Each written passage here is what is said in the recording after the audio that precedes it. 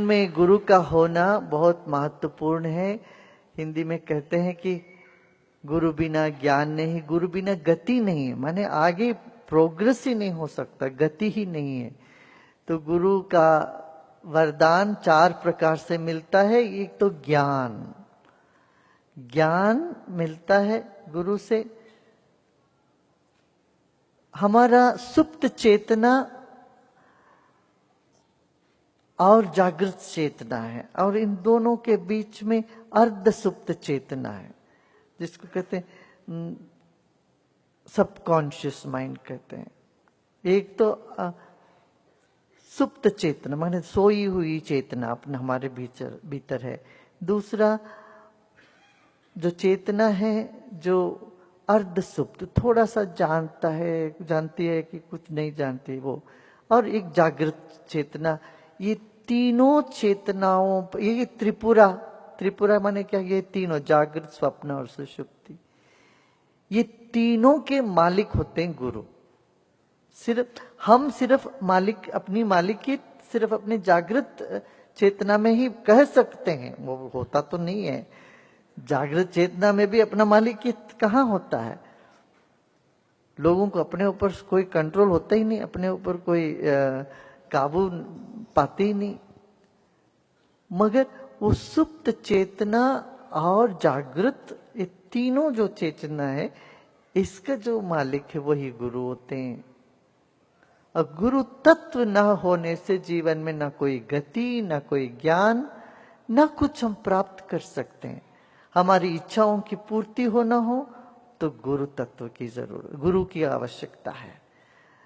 हमें जीवन में गति मिलना हो, आगे बढ़ना हो, या कहीं ना कहीं अटके रहते हैं हम, इसमें अटक गए, उसमें अटक गए, राग में अटक गए, द्वेष में अटक गए, किसी के बारे में कुछ सोच सोच के अटक जाते हैं।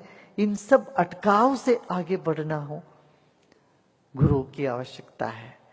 फिर कुछ भी प्राप्त करना हो जीवन में, गुरु की आवश्यकता है।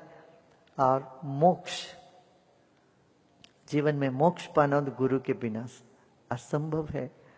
तो इसलिए ज्ञान गमन प्राप्ति मोक्ष के लिए गुरु की धारणा बहुत आवश्यक है।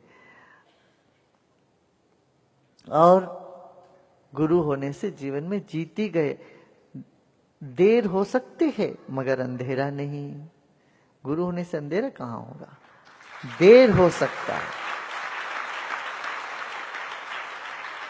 और देर होना अच्छा भी है कई बातों पे।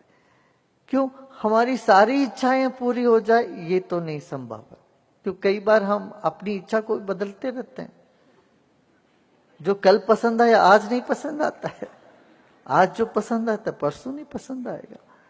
तो इसलिए हमारे लिए जो उचित है वही हमको गुरु देते हैं।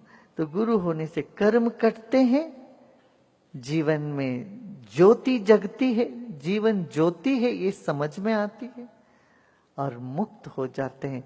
अंदर से ऐसा एक स्वतंत्रता, स्वाधीनता, प्रसन्नता जीवन में जागते हैं। इसलिए गुरु पूर्णिमा का जो इस अवसर पर परंपरागत, पता नहीं कितने हजारों लाखों करोड़ों वर्षों से कितने हमारे महान हुए हैं, संत हुए हैं, गुरु हुए हैं, उन सब को धन्यभागी व्यक्त करने के लिए गुरु पूर्णिमा का महोत्सव है। इसमें एक गुरु से ज्यादा शिष्य का है, शिष्य भाव को जगाने के लिए गुरु पूर्णिमा करता है। शिष्य भाव में कृतज्ञता आए, हम धन्यभागी हो जाएं। जितने हम धन्यभागी होते हैं उतने हमको आगे मिलता चला जाता है।